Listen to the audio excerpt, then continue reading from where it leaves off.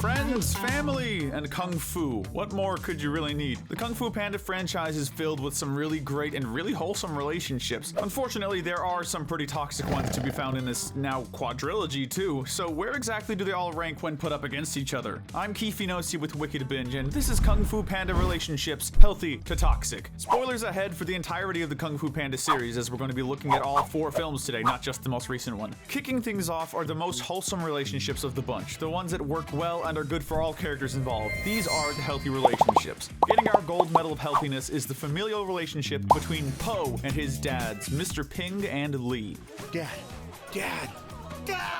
In terms of parental relationships, these 3 are the gold standard when it comes to DreamWorks fathers and sons. First, let's talk about Po and Mr. Ping specifically. From the day he found his baby panda boy in a radish crate, Mr. Ping has absolutely adored his son. Even with all the extra chaos a baby brought into his life, not to mention the extra food costs, Mr. Ping never once regretted his choice and provides all he can for Po to feel safe and happy. As Po grows up, Mr. Ping also does his best to try and support Po's kung fu dreams. Sure, he may wish that Po was more interested in taking over the family noodle shop, but these hidden desires don't stop him from continuing to offer advice or encouragement, especially during the times where Po may be struggling with achieving his dreams or figuring out what to do. That's my boy! As for Po and Lee, while they might have been only reunited recently, they were able to bond almost immediately, with Lee being more than happy to teach Po about his panda culture. Now, neither dad is completely perfect, mind you. Mr. Ping can sometimes be a bit blunt, while Lee had that whole lying about knowing how to use chi thing, and the recent movies showed that both of them can be more than a little overprotective at times. Still, they try their best to be there for their son in multiple different ways. You? Not just me. Us. And while Po may sometimes need to temporarily push family matters to the side in order to perform his kung fu master duties, Po still makes it abundantly clear that his dads are the people he loves most in his life. For our silver medal of healthiness is going to the great friendship between Po and Tigress. Let's get their rough introductions out of the way first, because let's face it, Tigress kinda sorta hated Po at first. I mean, you don't belong in the Jade Palace. She saw him as a fool who was putting everyone else in danger, while Po, seeing Tigress as one of his heroes, was just trying to keep from ticking her off too much. By the end of the first film, however, Po had earned Tigress's respect and admiration, and the two have been best friends ever since. They spar together, do fun team-up moves together, and have a ton of respect for one another, accepting each other for who they are, even if their personalities are still very opposite. Additionally, as if to make up for the cold shoulder she gave him when they first met, Tigress has sort of become Po's confidant, as we see in both the second and third movies. Don't worry, Mr. Ping. He'll be back before you can say noodles. In the second movie specifically, she's empathetic to his trauma and later pushes him out of the way of Shen's cannon. And do we even need to mention the hugs that these two give each other in this movie? Their friendship and the bond that's grown between them is just one of the most heartwarming parts of this series, and we feel this relationship deserves to be near the top. Moving on to the bronze medal of healthiness, we're giving it to the Furious 5 as a whole. Or, well, perhaps at this point they should be called the Furious 6, since we're including Po as well. But that's beside the point. To sum it up, for as legendary and epic as this group is, at the end of the day, they're really just a great group of friends who are there for one another, both on and off the battlefield. It would have been easy to make these guys just work friends who don't really care about hanging out with each other outside of training and their duties, but it's made pretty obvious that they all have a strong rapport with each other and enjoy spending time with one another. We even saw in the side film Secrets of the Scroll that the 5 of them coming together didn't just give them a new purpose in life, but improved their lives as a whole. They're also ride or die for each other, as we saw in the first film when they went to help Tigress confront Tai Lung, and all of this extends to Po as well. Honestly, I didn't think I'd make it this far. Yeah, the group might have looked down on Po at first, but even during that first movie, there were still moments that showed Po and the 5 becoming friends and bonding over things like silly noodle impersonations. Maybe someday you will have ears like mine. In terms of friendship, loyalty, and camaraderie, this group really is iconic, so we suppose it's not really a surprise that so many were disappointed when they learned that the 5 weren't going to be accompanying Po in the latest movie. Next up, we have business partners and co-parents Lee and Mr. Ping. Admittedly, these two do lose a couple points due to their rivalry at the start of the third film, even if it was very much one-sided on Mr. Ping's part, since he was understandably worried about losing his adopted son. Sounds suspicious to me. Lee, on the other hand, didn't see Mr. Ping as competition and even expressed gratitude towards him for raising Po. He also didn't get too upset when Mr. Ping snuck aboard his and Po's trip to the secret panda village, which again indicated that for as much as he may have been trying to catch up up on lost time, he wasn't planning on completely stealing Po away or anything like that. While Ping's jealousy lingers for a bit longer, the goose eventually comes around and even offers some support and advice to Lee after it's revealed that he was lying about knowing how to use chi. Oh, he may be a monster, but he's still your father. We even get to see these two fight together during the battle against Kai's zombies using their dad power armor. It's like Ping himself said, Po needs both of his dads. By the time we get to the fourth film, the two of them have continued growing as friends in addition to being co-parents, and have even opened up a noodle and tofu shop together. Given that Lee mentions how he left the Panda Village, it can be assumed that he lives with Ping and Po now too. And we aren't gonna lie, these two have started giving off these kind of old married couple vibes, especially in how Lee tries to help Ping keep calm and not worry as much about their son. In all honesty, it's just really great seeing what could have easily been a rivalry or even a pair of fatherly nemeses in the worst case scenario actually turn into a beautiful example of friendship and healthy co-parenting. Following them is the briefly seen but still incredibly meaningful friendship between Master Oogway and Po. It should be said that Master Oogway was the only one in the original film to fully believe in Po right from the start. Heck, not even Po can claim that. But Oogway never had any doubts, nor was he ever pushy about his convictions, always being gentle and kind when it came to his guidance and advice. You are too concerned with what was and what will be.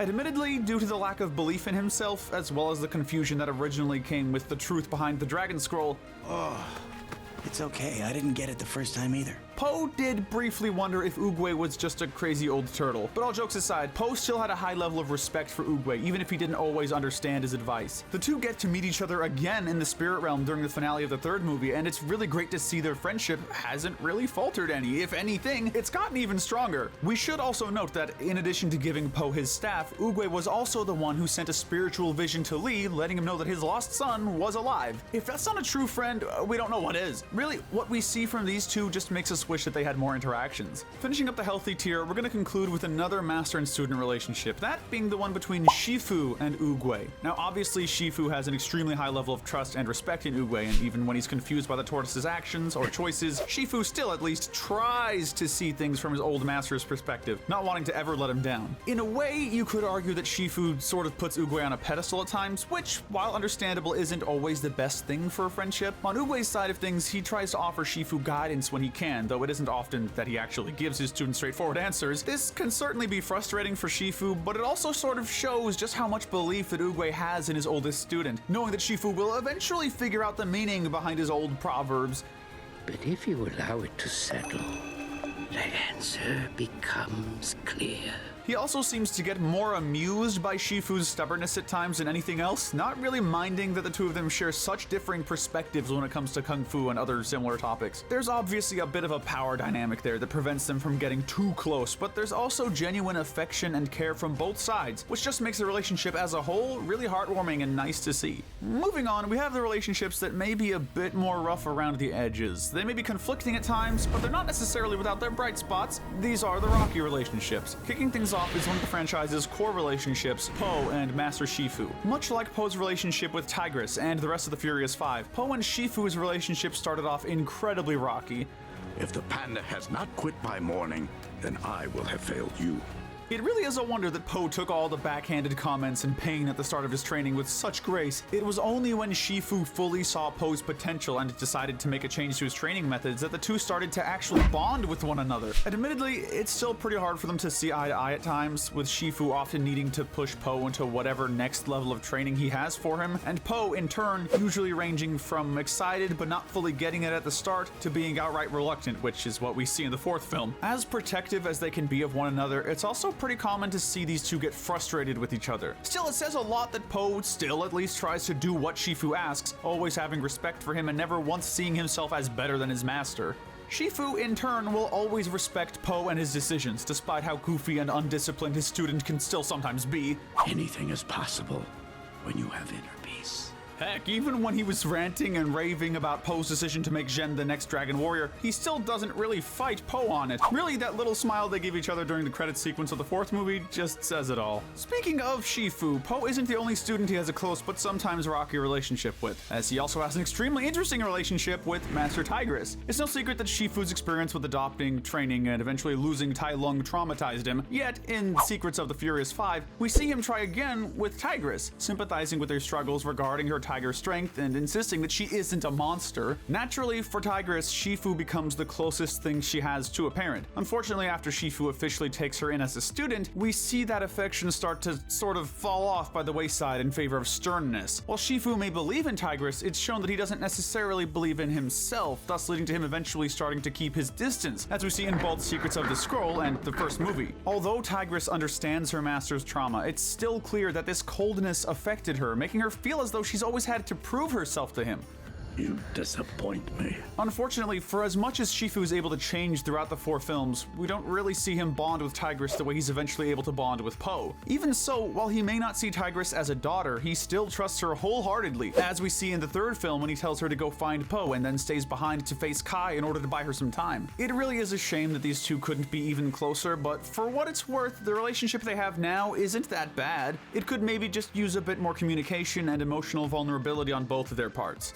From one of the franchise's oldest relationships to its newest one, it's finally time to talk about Po and Zhen. Obviously, you can't really talk about these two without first bringing up the elephant in the room. That being the fact that Zhen betrayed Po by purposely getting him into a position where she could steal his staff. While she may do this under her master's orders, it's still a pretty awful thing to do, as not only does this betrayal deeply hurt Po, but it's a choice that could have very well doomed the world had it not been for Po surviving the chameleon's attempt to kill him. Still, for as much as this betrayal hurt, it's shown that in the end, Po and Zhen's quickly formed friendship was strong enough to withstand it. Sure, they might have argued a bit throughout their journey, with Zhen struggling to trust Po's kindness and Po usually being annoyed about keeping an eye on Zhen's stealing habits, but you could sort of sense that the two of them were kindred spirits. They worked together well enough, and Po's good nature and willingness to give Zhen a chance to be better allows her to then open up and actually try to be both a better person and a better friend. Chameleon.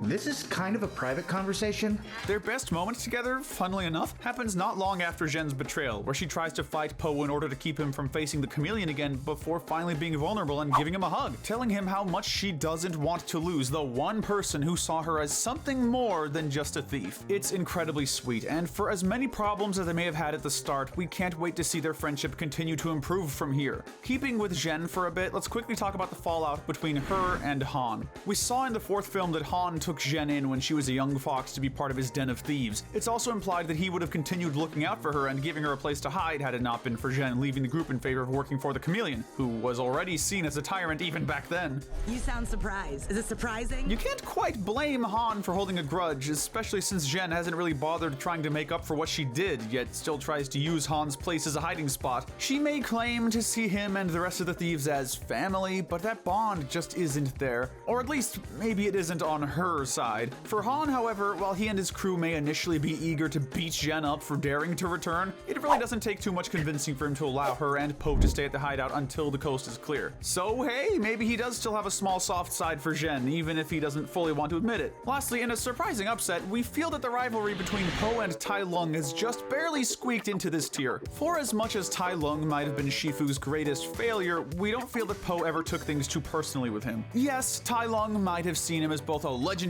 rival and a big fat panda who wasn't worthy, but for Po, Tai Lung started off as just a looming threat, then became someone it almost seemed like he pitied. Even after their big battle, Po doesn't really hesitate to explain the truth behind the Dragon Scroll to Tai Lung when he sees how confused Tai Lung is by it. He offers support as well as a chance to stop fighting and surrender, only taking Tai Lung out for good when he refuses to accept mercy. Skadoosh. Several years later, when they meet up again in the climax of the 4th film, Tai Lung is still throwing insults at Po, but Po, having already berated himself for his mistakes, just lets them slide off his back and simply vows to defeat the chameleon and save the trapped spirits. Once again, not taking anything Tai Lung has to say to him personally. But perhaps the biggest twist to all of this is after Po and Zhen save the day, Tai Lung actually shows him some respect. He gives Po a genuine compliment, which Po is very happy to hear, and he even leads the spirits in a group bow. So, hey, the 4th movie may have its issues, but if you ask us, it's pretty nice to get some growth as well as some closure to this one-sided rivalry. Finally, we have the truly terrible relationships that are just nothing but bad news. These are the toxic relationships. As we ease into this tier, it's time we finally talk about the broken brotherhood between Oogway and Kai. This one's pretty simple, as it's really a tale as old as time. Kai, old friend. When they were younger, Oogway and Kai would always fight by each other's side, protecting one another on the battlefield. When Oogway is severely injured, it's Kai that takes him to the secret panda village to be healed. Of course, this just leads to Kai becoming obsessed with the power of Chi and Oogway needing to take him out. Though, in a similar vein to Po and Tai Lung, Oogway doesn't seem to hold much resentment towards the bull he once called a brother. Kai, on the other hand, is very much obsessed with revenge and getting any sort of rise out of Oogway. Well, now I'm ready for a rematch. To the point where we see him boasting to the jade charm he has of Oogway after taking his chi in the spirit world. It very much comes off as someone who knows they did something wrong, but refuses to admit it, instead putting all the blame on the other person for their betrayal and wanting to prove how much it totally doesn't affect them. Since it's still pretty one-sided, however, we're still able to consider it the least toxic of this last bunch of relationships. From former brothers in arms to a pretty toxic villain-henchman power dynamic, next is Lord Shen and Boss Wolf. Yes, another toxic relationship archetype, though not the worst example we've seen. Like most evil overlords, Shen seems to see all of his underlings, including the leader of his army, as beneath him, only considering them to be tools he can use alongside his cannons to take over all of China. China will be mine. Despite this, as well as his fairly frequent questioning of his boss's methods and motivation, Boss Wolf remains loyal to Lord Shen and does the tasks he asks of him without question. But even this level of loyalty has its limits, however, as when Shen orders Boss Wolf to turn the cannon towards Po and the Five, not caring one bit if firing it also kills some of his own men, Boss Wolf outright refuses. Naturally, Shen doesn't hesitate to kill Wolf for this insubordination, once again acting without care or regret, but let's be real here, this was a pretty predictable outcome for a toxic work relationship like this one. For our bronze medal of toxicity, we feel that our final Kung Fu Panda 4 relationship, that being the one between Zhen and the chameleon, is the most deserving of this ranking. Zhen may be the chameleon's apprentice, but between all the subtle nagging jabs and the amount of control the chameleon puts her under, their relationship very much has those evil stepmother / Mother Gothel vibes. While Zhen may have seen the chameleon as the person who took her in and taught her everything she knows, the chameleon only ever vaguely cared about Zhen for selfish reasons, because she reminded her of herself, and because she thought that Zhen could one day be of some use to her. When Zhen does finally fight back, the chameleon doesn't hesitate when it comes to verbally berating her, all while smacking her around. Really, if not for one other master-surrogate parental relationship that we'll be getting to shortly, these two could have easily won the title of most toxic. Moving on to the silver medal of toxicity, though, we can't ignore the one relationship that literally led to an attempted genocide, Po and Lord Shen. While Po might not have taken Tai Lung too personally, it's natural that he'd take Lord Shen extremely personally, especially after learning about what he did to the other pandas. Po gets so obsessed with facing Shen and finding some sense of truth and closure that he nearly gets himself and the other 5 killed for it. Shen, meanwhile, only sees Po as a frustrating part of fate, something that he refuses to see the humanity in, instead only seeing Po as someone to defeat in order to finally defy the destiny that's been haunting him his entire life. Run, little panda. Even after all the fighting these two do, though, Po still ends up offering Shen compassion and mercy, only for Shen to just throw it back in his face. If not for Po finding inner peace, there could have been a lot more damage caused by these two, both externally and internally, and certainly not just towards each other. But even after all that, there's still one last relationship that tops it in terms of toxicity. Sometimes the most toxic relationships are the ones closest to your heart. Our gold medal of toxicity is going to Master Shifu and Tai Lung. Huh.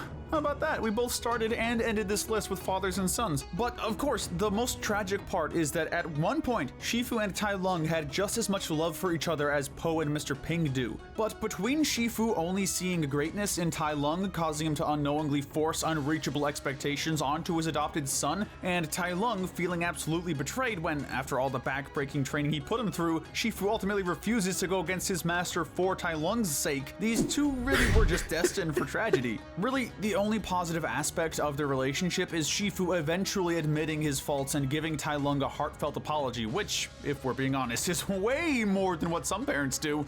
I loved you too much to see what you were becoming. What I was turning you into. Even if this apology ultimately comes too late, it's still something. Even so, it's pretty heartbreaking to see the familial love and pride that built this relationship also being the thing that makes it crumble in the end, with Tai Lung still choosing his own sense of pride and vengeance over forgiving Shifu. For all these reasons, we have to declare Shifu and Tai Lung as the most toxic relationship in the Kung Fu Panda series. Though Though it's still a shame that these two didn't get a chance to meet again in the fourth film. Because hey, if Tai Lung can let go of his hatred for Po, maybe he can one day do the same for Shifu. Only time will tell, we suppose.